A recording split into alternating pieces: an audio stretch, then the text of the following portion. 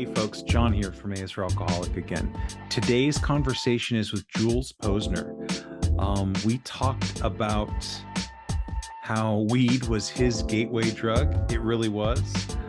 We discussed the seeking of validation from others, the way that one can come from a godless background in San Francisco and find a spiritual path to finding themselves feeling better, healthier, stronger, mentally, spiritually, and realizing that there's a way forward, that there is a community there, and that regardless of what program that you're in, it's available.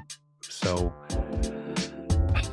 it was really good, and it was a really good reminder of me to find that gratitude, find that community, find that service. So yeah, without further ado, here is my conversation with Jules Posner. Thank you for offering to do this. I know it's not always easy to, strangers on the internet, although we have a mutual friend. Whitney was nice enough to give me your name and said you might be interested in doing this. And thank you so much for doing that, Thanks for having me. I appreciate it. Looking forward to it. So my big question for everybody at the very beginning is always, how far back do you remember alcohol being in your life? And not just your first drunk or your first drink, but if it was something that you grew up with or not at all. I definitely grew up around alcohol. My dad is a musician, Mm-hmm. and I was born in 1987, so he was a part of the alternative rock scene in San Francisco in the early 90s, and he was a drinker, but reflecting back on it, he actually was or has been sober most of my life. Not through any specific program, but I could get more into that later. However, yeah, so I do remember him like drinking, uh, like and taking us to like work parties because in the end, like while he was making his way in the music industry, he also worked in bars. He was a bar manager. Sure. He was a doorman. He was kind of just making ends meet, trying to contribute in the best way he could with a limited professional skill set, Right. and still trying to focus on his dreams while taking care of a family. And so, he would like drink beers and stuff. One of my earlier memories, though, was we were at an A's game with one of his friends. And yeah, I just remember them like drinking a little bit of Jack Daniels in the car before they headed into the game. And I was really curious about it. And they actually let me taste like a little capful of it. And it was disgusting.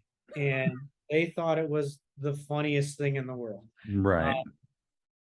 And I know it wasn't like anything sinister, but it was just like, yeah, like kids want to do what adults do, but he has no idea how gross this is about to be. And so Mm-hmm. they got kind of a kick out of it. And that was my first like personal experience with alcohol. Um, but yeah, my dad stopped drinking around the time I was 9 years old.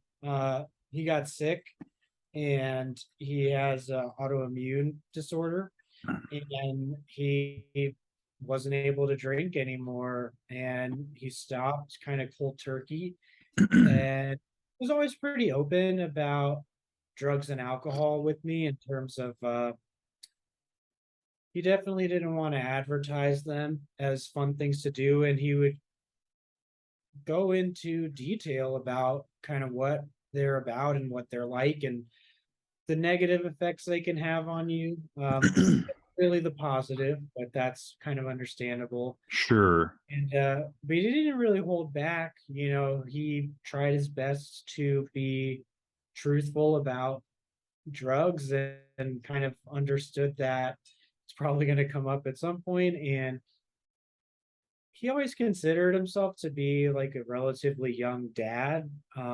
He wasn't that young though. I think he was 31 when I was born, and I'm the youngest of two. Uh, Mm-hmm.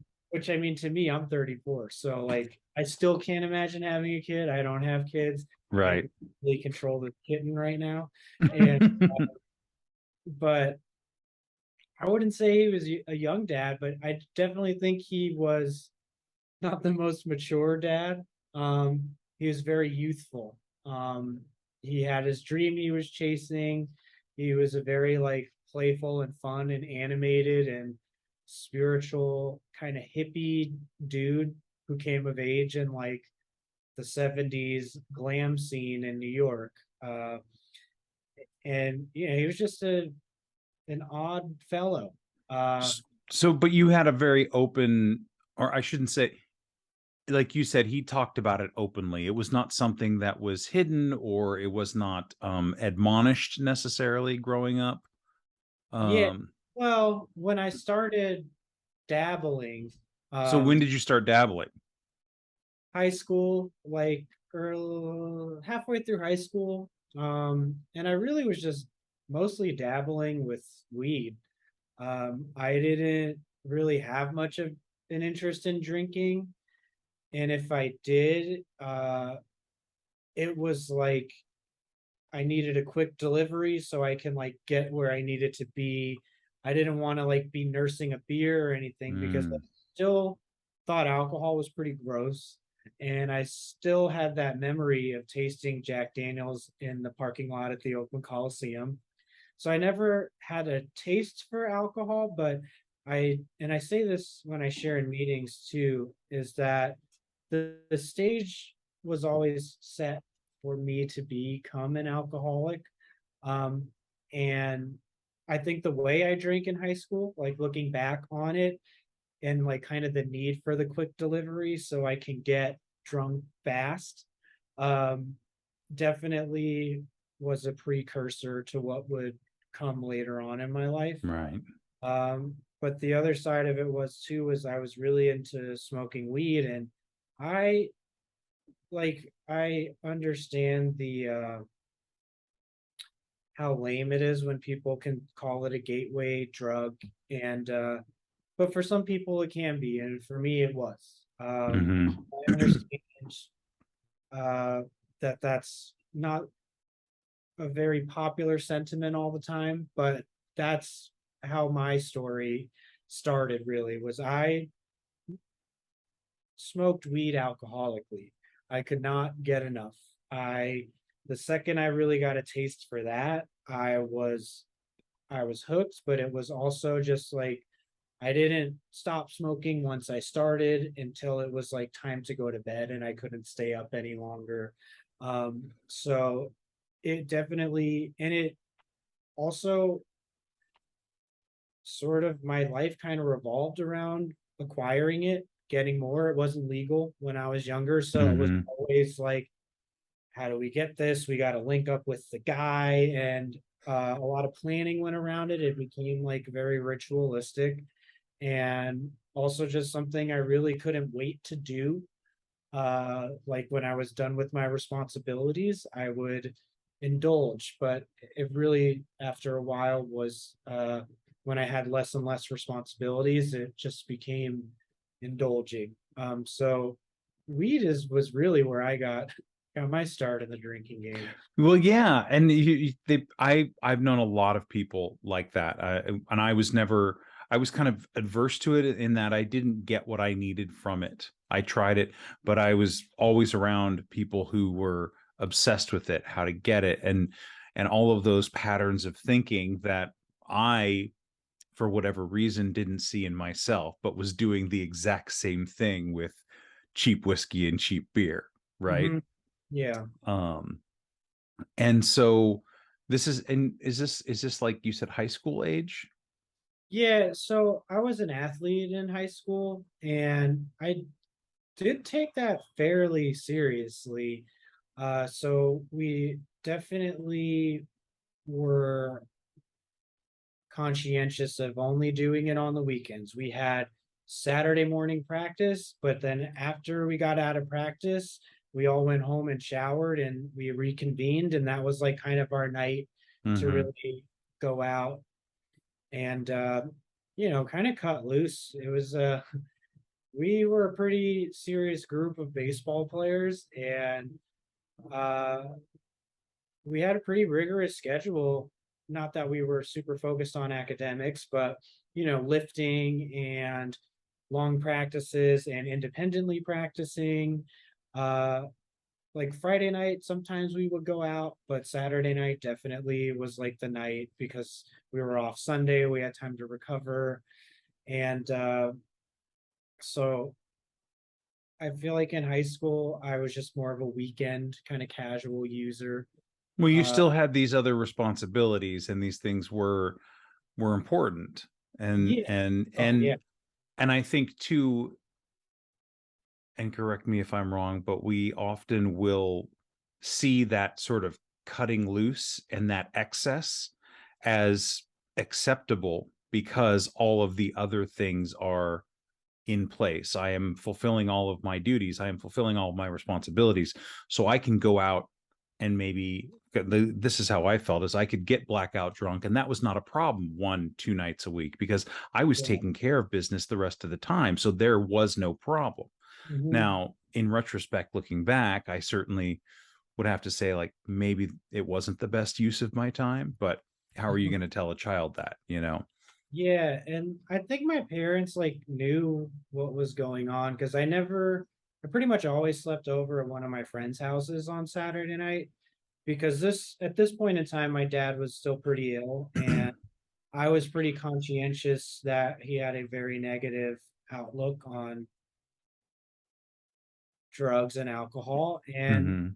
in a way I was kind of trying to be respectful of that by not bringing it around him. So like returning home late on a Saturday night, like smelling like vodka from a plastic bottle and like blunts, countless blunts. That was the big thing in San Francisco at the time. Mm-hmm. A lot of blunt smoking because a lot of our local rap heroes were all about it. And Yes.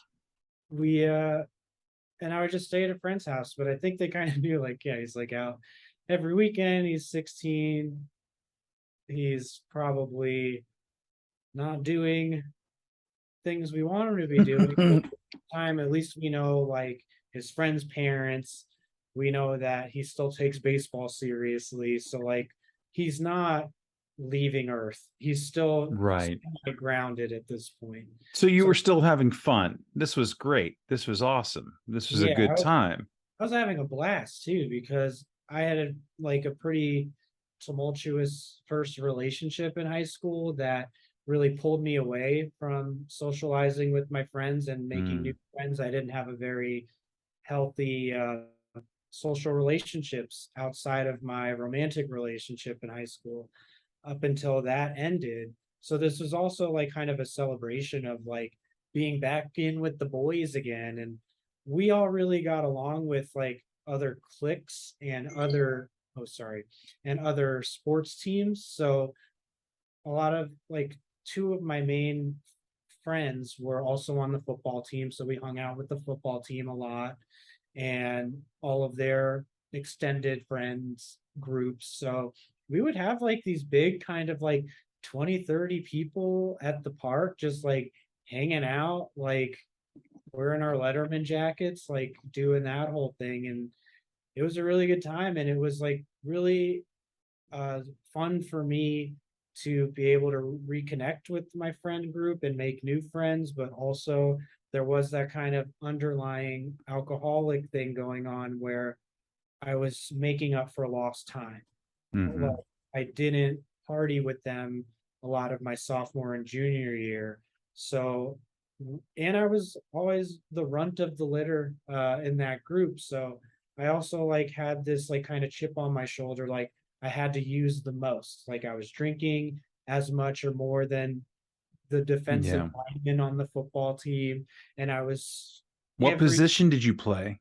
I played outfield mostly. I Okay. started in infield. I'm a little smaller, so everybody wanted me to play second base. And naturally being a little bit rebellious and contrarian, I was like, I want to play outfield. And everyone was like, you can't. You're not a good enough hitter, if we're being honest. And I was like, well, I'm going to get good at hitting and I'm going to be an outfielder.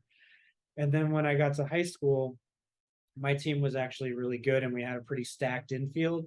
And I was not uh, one of the better infield options. So by necessity, I moved to the outfield because wanted to play. I wanted to crack the starting lineup. And that was the only way I would do it, was if I learned a new position. So Right. started outfield. I started learning how to play outfield in my sophomore year, um, because I was kind of worried I wasn't gonna grow that much anymore. I'm only 5'6", and I went into high school. I was 4'11" when I was a freshman. So I was really concerned that I needed to do as much as possible to make myself useful to teams. And I was on a summer team from eighth grade before freshman year, ninth grade, where I actually started to learn a little bit of outfield because the coach just he was a tough coach, and he would hit ground balls so hard at you from so close that I was just terrified. And he was like, "You'll probably never be an infielder." And I was like, "It's balls like this. Like, this is insanity." So he actually started me in the outfield and I kind of took to it. So when I got Hmm. to high school, I was like, I can also do this. And they were like, Right. oh, you're probably going to end up there because look at who we have in the infield. And I was like, fine by me. This is all sounding really great. And Right. yeah, so I ended up playing outfield. I pitched a little bit, more of like a occasional starter, but mostly a reliever. It wasn't like particularly uh, didn't throw particularly hard. I was more of a finesse control guy, which doesn't say much for a future in baseball when you're in No. high school already a finesse guy. And but yeah, like that was a lot of my high school experience revolved around being in good enough shape and maintaining good enough grades to be eligible to play baseball. And Saturdays were for the boys. And so, did the drinking or the partying or the smoking ever interfere with the baseball, or did it? When did the fun start to have any sort of consequences? So in high school, it didn't. I remember once we Hmm. went out on a Friday and we had a Saturday practice, but we were like, it's an afternoon practice, rare. So let's go out. And then we went out, and I was like still like a little hungover, and we were like warming up for practice, and like just it felt like I was gonna get hurt. Like my depth perception was a little bit off still, Yeah. and I didn't feel super alert. And I was like, okay, no more Fridays. And everyone else was like, yeah, no more Fridays. That practice was brutal. We didn't even condition. It was just like we were all very like tentatively playing a very conscientious version of catch. We were just like, Right. I really don't want to get hit in the face right now. I can't So handle it. Yeah. yeah, we kind of cut Fridays out. And then it wasn't until community college where the negative effects really kicked in. I Mm. got I wasn't recruited out of high school, so I had to like cold call coaches around the Bay Area to see if anyone would be interested in me coming out. And I got a bite from a coach in Redwood City, which was about 45 minutes south of San Francisco. And I moved out there. I was renting a room and no longer at my parents' house. And that's kind of just when I started smoking weed every day, Mm. because I had no more parental guidance. And I still brought the same academic attitude to community college, which was I was a legal truant in high school. I barely made grades. I constantly worked deals to remain eligible. And I know like the stereotypes about jocks and pulling strings and getting by just to graduate or play their sport, but I pulled every lever I could. I made a lot of deals with a lot of teachers and barely graduated high school. So that really didn't work anymore in community college. Like I wasn't going to class, and my lung capacity diminished. And being a smaller player, you really have to work a lot harder than everyone else to show that you can stick and play with the big guys. But I was like finishing running like last or second to last. Like I was really struggling physically. I felt like smoking as much weed as I was really was having negative effects on me and physically. So Hmm. I that's when I really started to notice was in community college. But instead of I also had some like underlying injuries and mental health stuff going on at the time as well. Um, and I was a little bit young for I was 17 when I started college, which I'm like a fall baby. So Hmm. I wasn't emotionally intelligent enough, and I wasn't really in a great place to be out on my own. And I responded pretty negatively to that. I was very lonely and isolated. I didn't really feel like a part of the team, and weed was kind of taking over at that point. And I just ended up quitting and moving back home because I was in too much physical pain because of a back injury I suffered my junior year. And I tore my rotator cuff completely at some point in high school. And I was in a lot of emotional pain, feeling removed from everything I was familiar with, and feeling like I wasn't fitting in this new place, and also kind of seeing my baseball dreams kind of come to an end. It really was like, oh, I guess I'm not going to be in the major leagues because I'm not going to make this community college team as a freshman. Like, that is not how it goes if you're prodigiously talented. Yeah.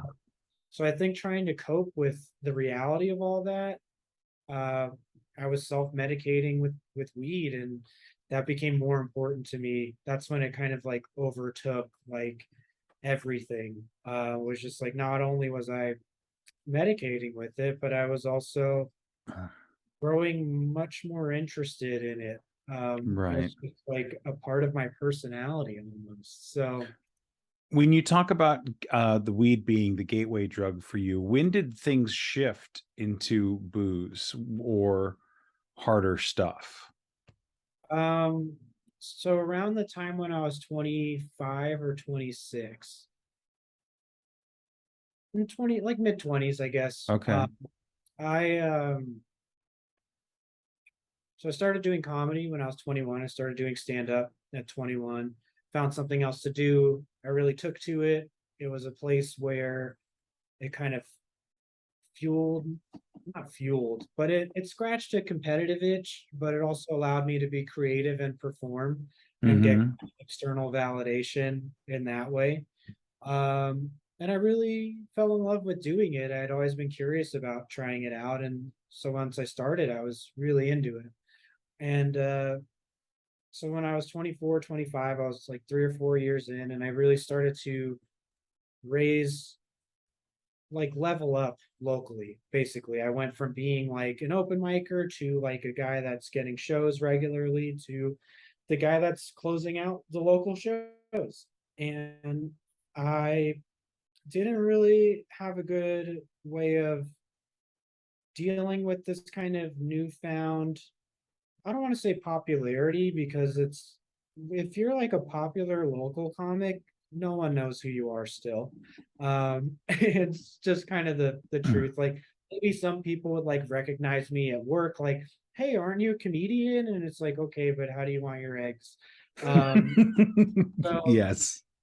I but when I became like kind of a local headliner, and uh you're getting paid more frequently in drink tickets, uh Mm. and honestly, like having people gravitate to me after shows, whether it was to be like, hey, can I follow you on, it was just like Twitter, really, it wasn't really Instagram yet, but like, can I follow you on social media, like where are you going to be next, like when people started actually talking to me after shows, uh I didn't realize that I don't feel very comfortable interacting with people that much. I was very uncomfortable. And though when I realized that like drinking really loosens you up, uh I thought, and you'll hear this in the rooms a lot, I thought that was the solution. I thought I had a solution in alcohol.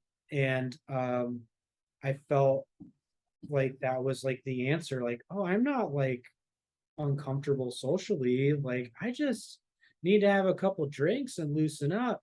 And going back to all the weed usage stuff, like the second I realized like not only like is alcohol like a powerful social lubricant, but also like you can get higher from getting drunk than you can from smoking weed. Like I didn't realize like how high you can get on alcohol. And once I started realizing that the high of being drunk far exceeded the high of being stoned, it was over. Like I was just like, I love drinking now. Like this is so much fun. I'm just like starting to order like, forget the soda, just put ice in the whiskey and give it to me.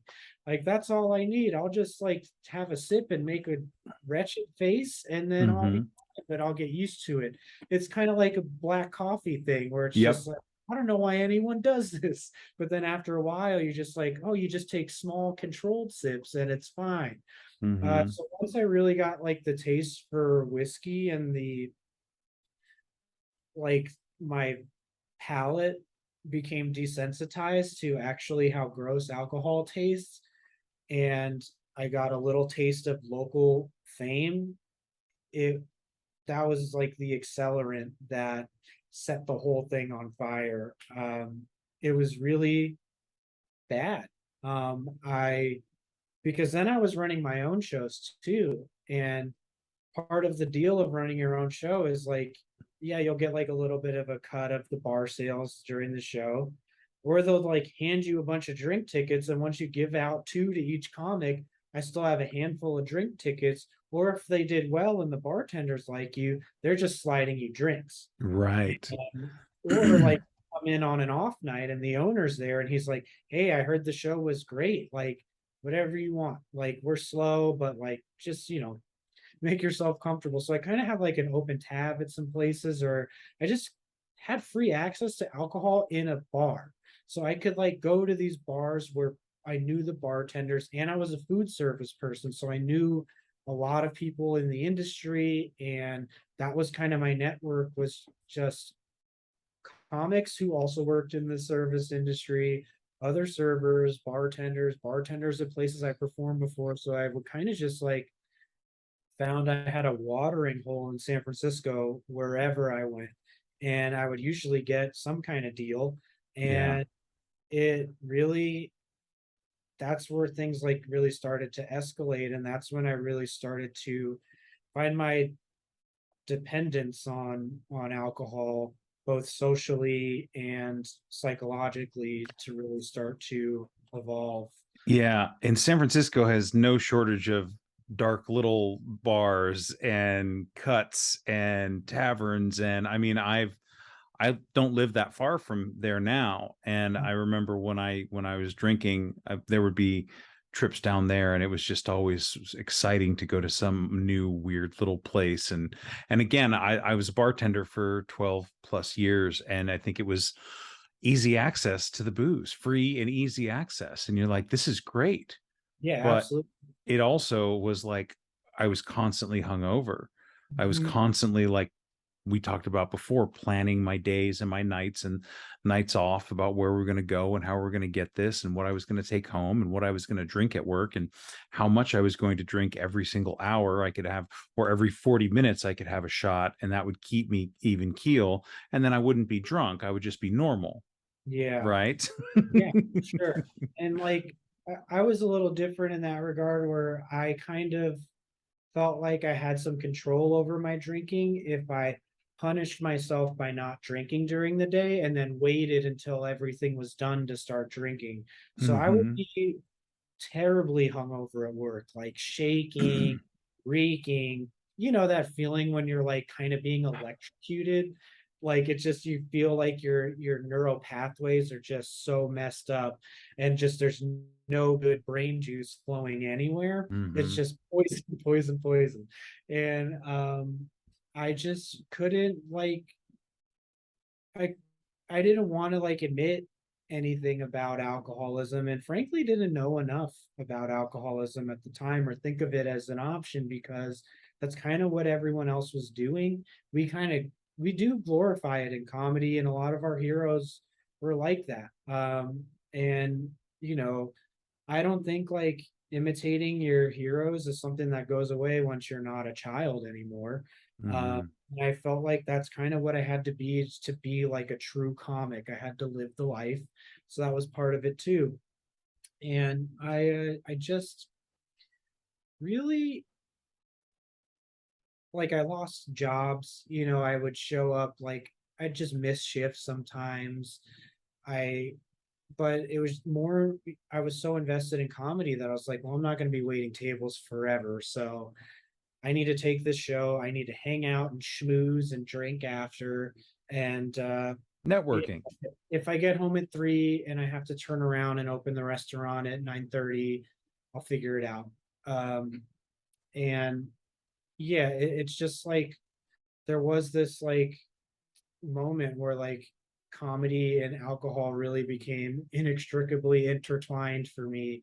And then uh I also feel like there was this point where I let comedy or being a comic or my perception of what I thought like a genuine artist was really like, this is what I have to do. Like I have to feel bad all the time. I have to suffer or else I'm not going to be funny or relatable, or I have to like really put myself through hell for my art. Um, and I just think it was an unhealthy relationship with comedy, and I really had an unhealthy way of dealing with any sorts of feelings of anxiety or fear of rejection or failure. Like, you know, I drank because I was just scared of being myself, and I was scared of um, the huge investment I was making in this career and not seeing it pay off.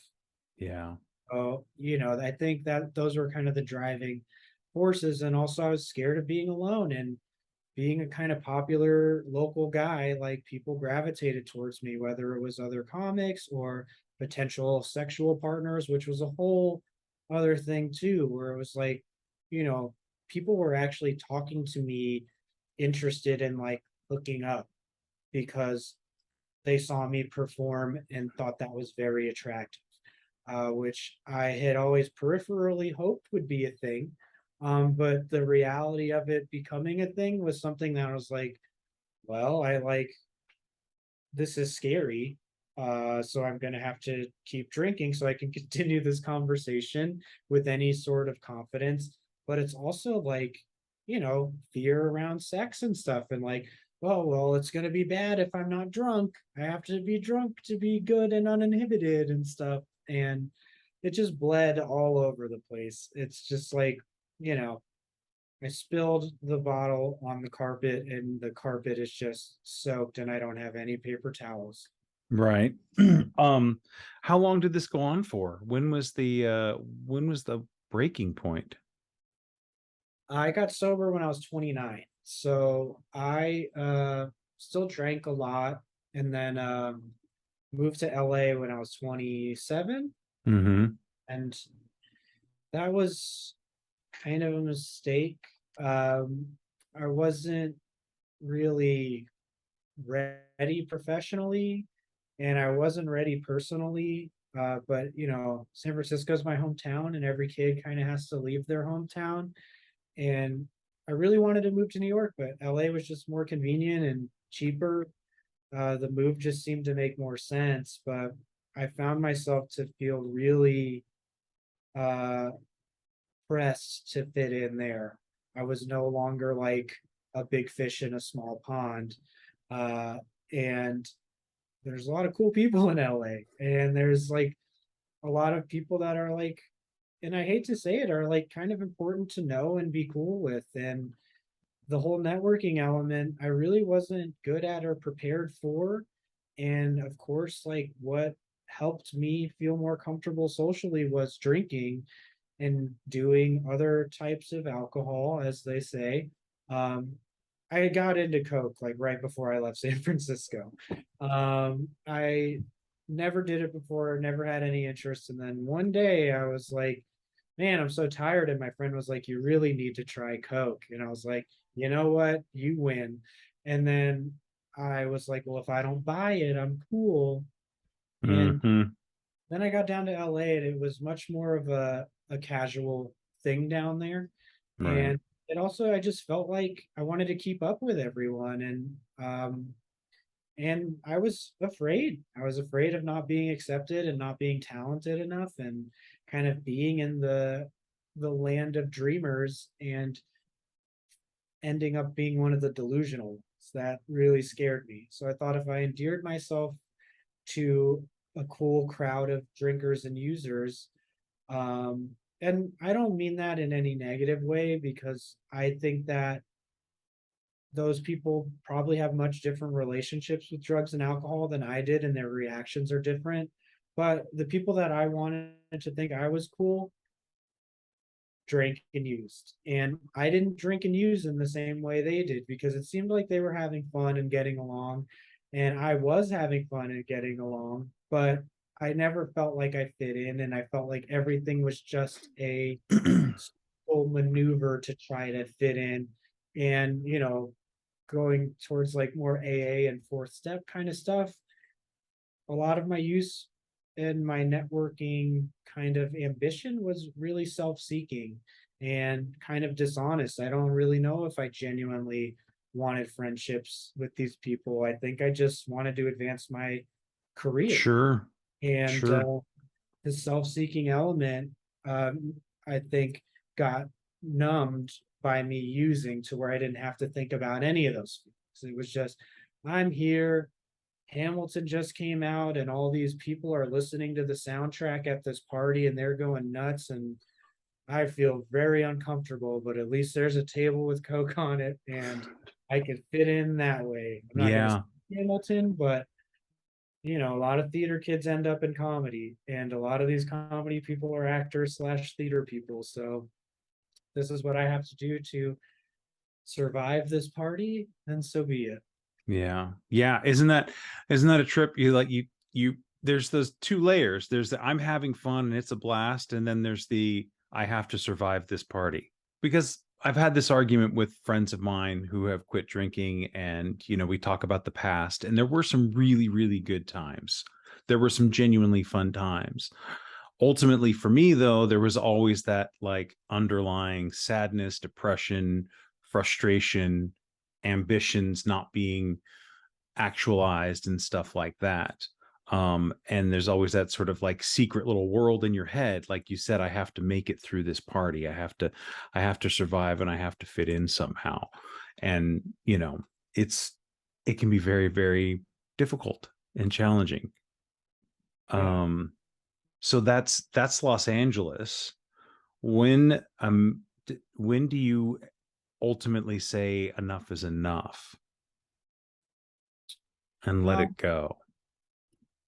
so I basically I have clinical depression, and I have OCD, and I got diagnosed with OCD when I was like 25 or 26. Hmm. So I got diagnosed pretty late.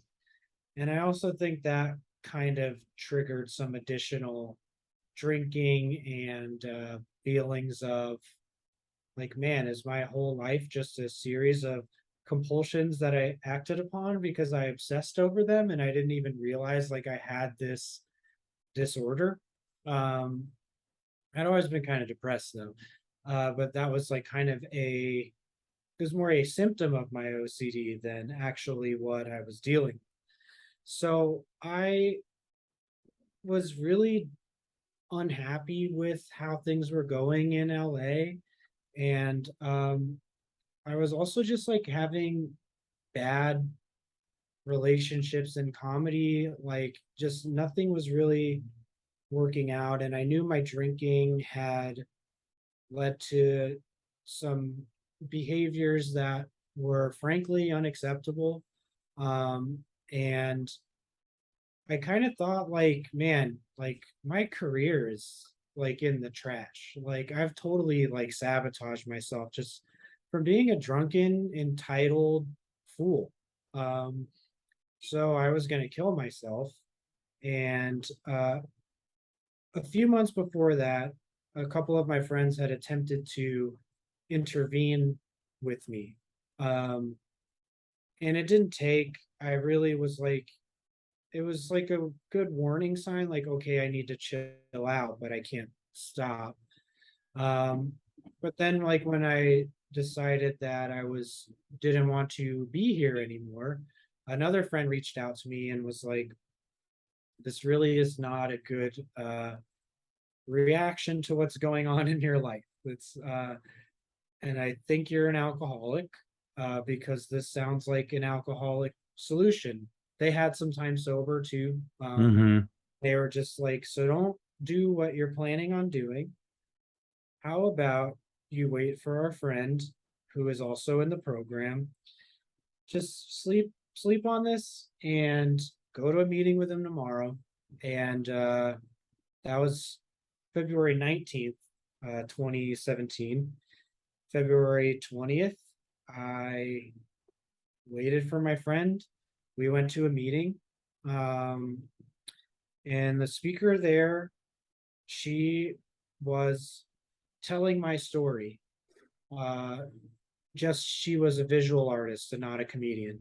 That was really the only difference I heard in what she was sharing. And it that was the first time I realized that I was an alcoholic and that what I was dealing with and how I was feeling was not uncommon at all.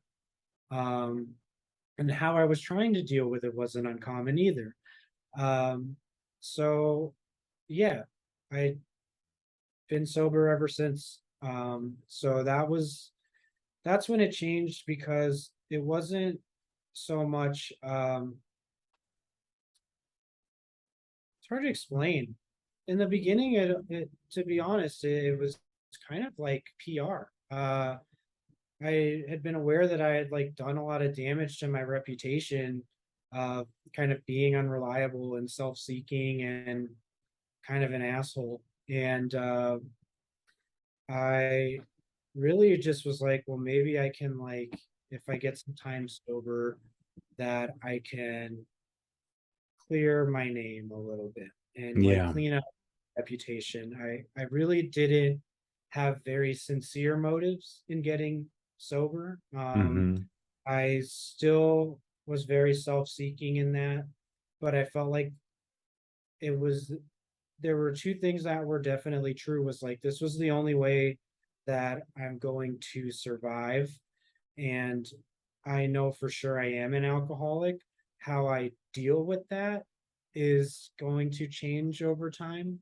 Um, but those were two things that I knew as facts, regardless of if I was a little bit disingenuous in the beginning of my sobriety. I'm still sober, and I've been sober since that day.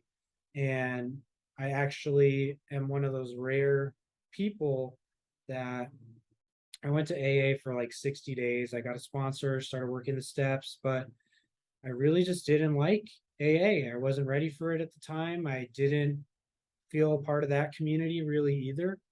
And therapy was really helpful. I started going to therapy, and I felt like that carried a little bit more weight for me at the time. Mm-hmm. I didn't go to AA anymore. I just focused on therapy, and and I was kind of dry, but kind of not. Therapy was really helping me, but I did have my dry patches, that's for sure. And then I moved out of LA at the end of 2019 because in that time of kind of trying to like repair my reputation and stuff, I was kind of also realizing like I don't really want to wait tables anymore. I really started like kind of reconnecting with baseball. Mm-hmm. Um, Started getting some freelance writing opportunities around baseball, and I took an interest in volunteer coaching because I knew that my therapist recommended like maybe trying to volunteer somewhere will kind of help you take your mind off yourself and you Yeah. know help you remain sober in a healthy way, being of service. And but this was before I got back into the rooms. And when I started volunteer coaching, I really fell in love with the idea of helping young people play baseball or have access to baseball equipment. I kind of got like a new mission, and I got really wrapped up in that, and stand up didn't seem very important. So I kind of ran out my show calendar in LA. I decided I wanted to go to grad school because I wanted to change my baseline employment to something recreation related and hopefully baseball. I was volunteer coaching at LA High School for the spring, and I was like, yeah, I think I want to go back to school, get my master's, and like help kids in cities have access to sports because I grew up in a big under-resourced city in an under-resourced community as an under-resourced child. Like I grew up in the Parks and Rec baseball system, and then when I Mm-hmm. went to public high school, like we didn't have much. And then when I got to coaching at a public high school, I was like, they have less. This got worse. Like I don't like this. I want to change this. So a lot of my psychic energy converted to that, and I didn't really care that much about comedy anymore. So I decided I wanted to get out of California completely as well because I spent my whole life there. I wanted to go back to school. I needed to do something different. And I wanted to go to school on the East Coast as well. My parents relocated to Savannah a few years ago, so I decided to go stay with them and figure out my grad school stuff and save some money. And that I got to Savannah January 3rd of 2020. And then when I was out there, I was like, well, I don't have to work really because I'm not worrying about rent. I saved a lot of money working and not doing shows and touring and stuff. So maybe I'll do some open mics and see what it's like in Savannah. And it's a small scene, but I also didn't really have any social skills. And I had some time sober. I had been sober for a few years at that point, and started doing comedy again, and it was fun. And I started touring around the South and was having a great time, and was like, I think I could make all this work. And then COVID hit, and my dad, who I mentioned has an autoimmune disorder, is a high risk person, and I was trapped in the house for 7 months, and really undid a lot of my progress in therapy. And but I didn't pick up, but I didn't have any spiritual grounding anymore. I moved Right. away, so I was out of network, no more therapists. And I was just kind of sitting around watching. I still don't think that I fully have processed how scary the beginning of COVID was. I thought it was like not a hoax, but I was like, ah, it's the flu. And then thousands of people started dying, and thought it was a mass extinction event. I'm not kidding. I really thought like this was it for the human race or a good lot of us. I mean, And yeah. um, it was scary. And I was just very conscientious of keeping my dad alive. So I didn't, Yeah. my mom works at a hospital. So like it was just very stressful sitting in the house with my parents for 7 months, my mom going back and forth to work still, and just trying to keep my dad away from doing anything dangerous while also not putting myself in a position that would endanger my dad. So I just spent 7 months thinking about grad school and worrying about not killing my dad. Um, and then long story short, I ended up in Philadelphia for grad school. I moved up here August 2020, started grad school. It was still COVID, so I moved up here because I got a job with the school. And but I was able to do interns and stuff that like were in line with what I wanted to do professionally. And I still didn't have, without therapy, I didn't have that spiritual grounding. And I started feeling really dry. And I didn't know that I was dry. And then I started dating someone who was sober and had time in the program and was like, "You are the driest person I've ever met. I can't believe you're still sober. Please go to a meeting. It's different here in Philadelphia. Don't take your prejudices from your other experience and bring them here. Philly's Right. cool. We're cool, man. Just go." Yeah. And I went, and I was really jealous of her because she was happy, joyous, and free. She was always on the phone with someone whenever I would like get to her house. She'd be talking to someone. Her sponsor like loved and cared about her, and that was reciprocated. And she had a solid network of sober people around her that kept her grounded and kept her in check. And she just really built a nice community for herself. And I was so jealous. But then when I got in the rooms and saw how recovery focused things were out here, and maybe my perception at the time was warped about the recovery in LA because I'm a San Franciscan and I'm just programmed to not like anything about LA anyway. But it felt like something could happen if I just started to buy into it. Because I remember once she was trying to convince me to go to meetings, and I was like, "It sounds like you're in a cult." And she was like, "People say that to me a lot, but I'm happy in my cult." And I was like, "Yeah, actually, You I'm are. happy." Like, you Yeah. are such a happy person, and you have so many people that aren't your family that love you around you. I am so jealous. I I want what they have.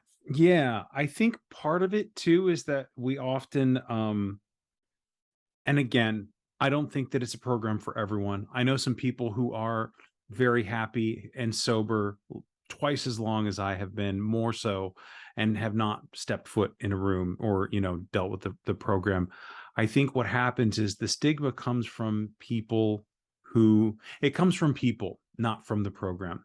And so I, we get caught up with the wrong people who either have their own self seeking motivations within these programs of recovery. And so not every single room, not every single meeting, not every single person is going to be the same. And it's just a matter of finding people, just not just in recovery, but people that you connect with as a person, as an yeah, artist, or as a whatever the thing is. You're like, wow, I really get along with this person, not just because we both wanted to destroy ourselves with booze, but yeah, there are other things as well. And so I think if we let go a little bit from the, oh, I met this person in AA and I really didn't like them, so the whole thing is fucked. yeah, If we let go of that and you go, oh, okay, yeah, I didn't really get along with that person, but this other person, they're great. I'm gonna go hang out with them, yeah. you know? And that's the thing too, is I brought a lot of prejudice with me, but then when I started, because like they say, like, oh, if you hang around at the barber long enough, you're gonna get a haircut. Yes, I've But heard that one too many times. Yes. yeah, but the other side of that is if you keep going to AA meetings, you're gonna start hearing stuff you like and that you need Mm-hmm. to hear. And I just kept going because I was so jealous of my ex. Obviously, like things didn't work out between us romantically, Mm-hmm. but I'm I'm so grateful for her suggestion Yeah. Yeah. because there are times where I am catapulted into the fourth dimension, and that is through the program and through fellowship. Because, and what would a drinking podcast be without talking about sex and sexuality. I'm Mm-hmm. a very horny dude, and I feel like a lot of my drinking was so I could feel confident enough to put myself out there to get laid. Yeah. And I think that in that process, I never really developed, since high school, I never really developed strong male friendships, Mm-hmm. because what superseded all that for me was romantic pursuits. And also, like, self exploration. I'm not like a straight person Mm-hmm. 100%. I fall somewhere on the spectrum. Mm-hmm. And that was something that I had a hard time coming to terms with too. So that was something that also fueled me to drink, was like I drink so I can experiment or feel comfortable experiment and hide the shame. And Yeah. didn't I'll deal with the shame tomorrow. But tonight, like, I really don't know who I am. And this allows me to at least try to be who I think I am. I get to test that hypothesis though. Right. And so, like, when you bring up all the different groups of people, like, my home group is like a group that is full of young people around my age that are all like super chill, different walks of life, but all really cool, like Philadelphia cool people. And then I also go to an artist meeting that's just like kind of an off book meeting for artists, whether they're visual artists or musicians. So, and then I go to like queer meetings pretty regularly too. So like there are those little cubbies in the umbrella of the program that you can put yourself in. And I'm really glad that I found my way into the program, because the social part of it has been really spiritually healing and enriching for me. But once I also started to buy into the actual plan of action, the design for life, once I started to buy into doing those things and not being so intellectually stubborn and resistant to something that seems to really work for a lot of people, um, I felt the spiritual shift start to occur. And I started going back to AA in September. So it's been almost a year of working the program. I'm in the process of doing my first fourth step. I've never done the steps before, but I've been sober all this time. But Right. this is the first time where I feel like I'm truly sober, and I'm like emotionally and spiritually sober as well. Like I'd never been able to really scratch the surface of those things, because I really didn't have a design for living. And the suggestions that are laid out in the program are suggestive, but my own suggestions to myself suck.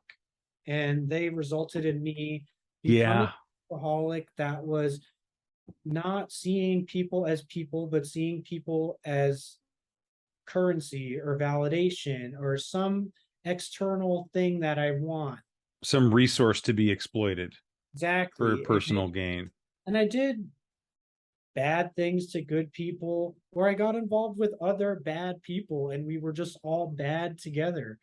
But like, I and it, no one's a saint in the program, and I don't think that doing this stuff absolves me from anything that I've ever done. But at the same time, like, this program has given something back to me that I never thought I'd find again. I do Yeah. feel moments like of reprieve where I can enjoy things and be present. It's not all the time. It's still 95% of the time tough sledding.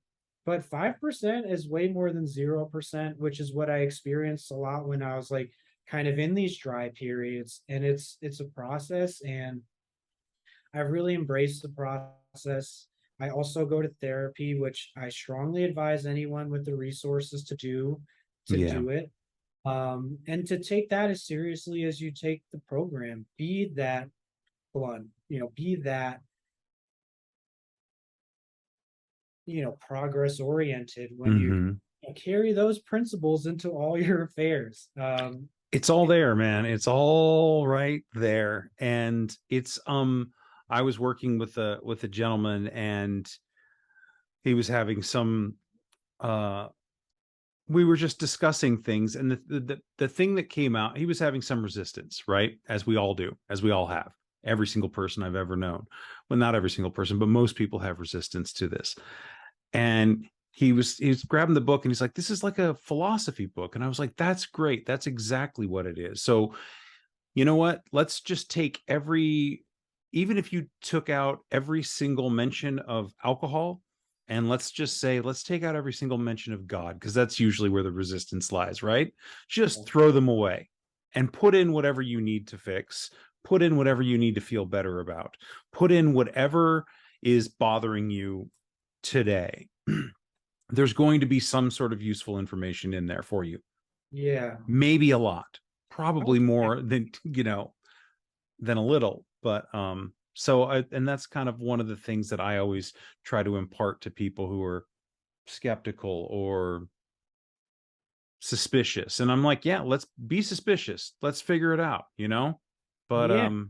Like that is one thing I guess that's really surprised me the most about going into the text with my sponsor is you know, I have a master's, so I'm like something of an academic, and he's also very educated, and we do kind of have these more academic kind of mhm, analyses of the book. And I think like there's a couple things that really got me past the God thing. I grew up atheist in San Francisco. There was not even a notion of God in my household growing up. Um, and they refer to it a lot as like we don't like really talk about like capital G God. It's lowercase g. It's just like a word we use that's a catch-all for the things we can't explain. And that made it a little bit more digestible. But mhm, if you really need to remove that word, um, just remove it. Like just change, just higher power. Like that could just it could be as general as that. Just substitute yeah, it. Like because the if the God thing is really like what is going to trip you up, then like it really so I said this in a meeting the other day, so I'm sorry I'm recycling material on you, but this is something that after I said it, I was like, that's not bad. I think I'm going to keep that one. please. I'm not a good architect. Every time I build a structure, it collapses in on itself.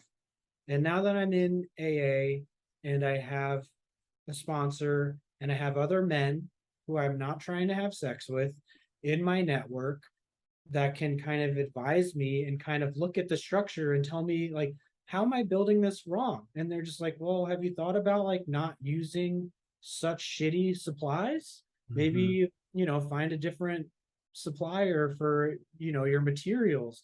And also like maybe just like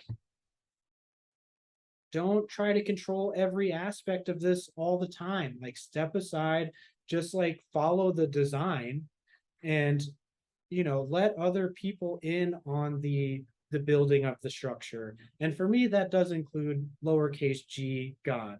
There are things out there I can explain, um, and I can't pretend to know more than I do anymore. I Yeah, think my ego drove me to extraordinarily terrible lengths that I know that my decision making and my thought processes got me in a really bad place. And so, hey, throwing in the towel, I guess, I'm ready to turn it over to God or whatever. And frankly, if you need to say God or whatever every time you see God in the big book, so be it. Like throw in or whatever, like whatever you need yeah, to do to get to the program part of it. Because the program part is what I think unleashes the spiritual part. I think when you are being of service to other people, just the intrinsic value of helping other people is much more healing than any work you can really do on yourself. And I think that being in gratitude. Uh, I wake up and I pray every morning, which is so lame. It is so lame on the surface. I don't even Uh-huh. tell people that outside of AA because I know what it sounds Right. Yeah. like. I wake up and I thank God that I woke up again and I'm still sober. And you know what? I hope the people in my extended network of addicts are also waking up sober today. And like waking up and putting myself in a place of gratitude every day has completely changed how my days go. Even when they're bad, I can still pause and be like, you know what? Like, this is not going the way I want it to, but obviously, this is going some way it's supposed to go. And I just need to step aside and accept that and try to maneuver around it the best I can, like talking in between a siren. It's just a matter That's it. of Yeah. being present and trying to get around the siren noise when you think you're making a good point about something on a podcast. Yeah, well, you make a lot of good points there. I mean, as far as service goes, whether it be in recovery or whether it be on the baseball field, it doesn't Yeah. really matter. I mean, whatever you can find. And you also remind me that it's time for me to get back to going to meetings on a regular basis too, because it's been a while. And I think that that's something that, I always want to think that I can get away with not showing up or only showing up a few times, but that's where you find those people that actually do give a shit about you and are Yeah, actually interested in how you're doing. yeah, I think like letting my guard down and putting my hand up and sharing where I'm at, Mhm.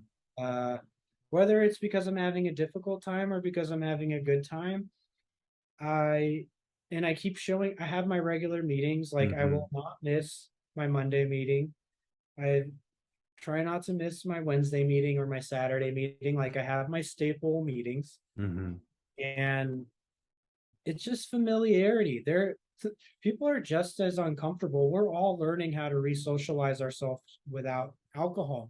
That's why Yeah. like picking up the phone is always such a weird thing. And why I'm so grateful that I have friends in this program that I can call and be like, hey, this is still super fucking weird for me. And he's like, dude, I've been doing this for years and every time my phone rings, I'm like glad it's another alcoholic, but at the same time, it's just, man, this is so weird. It doesn't get Mhm. not weird, but just to know we're all sharing in that weirdness, but we're all trying to recalibrate ourselves to ask for help. Because I found myself in a little bit of a bind a couple weeks ago and called my sponsor and he gave me his advice and he told me to call somebody else and I got his advice. Like I asked for help and I got help and it relieved me, and I think that getting in the habit of like getting on the phone and talking to other people in the program is super helpful and they take a genuine interest in your life once you kind of cross Open that yourself up to them. of familiarity where it's like Yeah. see this guy every week, he shares every other week and he really I care about him now. Like if he's not at the meeting, and maybe this is my ego talking a little bit, but it's just because I'm projecting how I feel about certain people. Like if I don't see someone at one of my regular meetings the next week, I think about them. I'm Mhm. like, where did they Sure. go? I hope they're okay. Maybe they're Sure. on vacation. But then the next week when they come back, hey, I missed you at the meeting last week. Like Yeah. if everything's good. Like I really feel that sense of community developing. And that's, I think, been a big missing chunk of my spiritual life. And Yeah. it's not transactional because all we're here to do is to like carry the message. And I know that this got really AA heavy. Okay, it may be a little bit, yes, but At the same time, like that's where I'm at. yeah. And I hope like if this is helping anyone that's on the fence about it, because I know I didn't have a conventional linear path into the rooms. And I Mhm. know for sure that there's other people out there that have reservations or that, maybe they're on their own nonlinear path. But once I got back in the rooms, things really started to change. And I feel like that 4 year period of not being in the program is really made it work coming Yeah. back. So it meant something. And I also do find myself sometimes in a little bit of like something I'm learning is to not be judgmental of people that are sober by other methods. Hmm. And from my experience, like being sober, not in program, didn't work great for me, but that's just me. And if your program is working for you, then that's great. But just know, like, there's always the rooms, and there's always this program that's been around since the 30s, and it's pretty effective. And And if it can work for a godless San Franciscan, then oh, yeah, like it's been interesting finding God through this program or whatever my higher. conception is. Yeah, Yeah. my higher power is just knowing there's a fourth dimension, and that Hmm. by doing the right things, I can be catapulted into that. And Every so once in a while, right? Maybe not all the exactly, time, but I'm yeah. constantly just trying to get on that slingshot into the fourth dimension. Trebuchet into the fourth dimension, even. Yeah. Yes, Well, Jules, thank you so much. yeah, I Even if it gets a little bit AA, that's fine. We're cool with that. We're totally cool. cool with And that. I appreciate you sharing your story and talking with me, and it's always a good reminder of where I need to be and when I'm feeling those irritable, restless, and discontent feelings, where I need to go to sure. absolve myself of them. So And I'm glad to be of service, and thank you. I hope this helps someone. If it helps one Yes, person, that's pretty cool. it helped me. So Hey, it's a good hey, start, right? all right. I guess my work here is done. I'm gonna go All right, try to Jules. feed this feral kitten. Nice. All right. Thank you so much. Thank you. Thanks again for listening. Our music, as always, is by Neglect. You can find more of his stuff at neglect.bandcamp.com. And you can find us on all social media platforms that matter: Instagram, Facebook, and Twitter. And you can reach us at aisforalcoholic@gmail.com. Talk to you later. Yeah.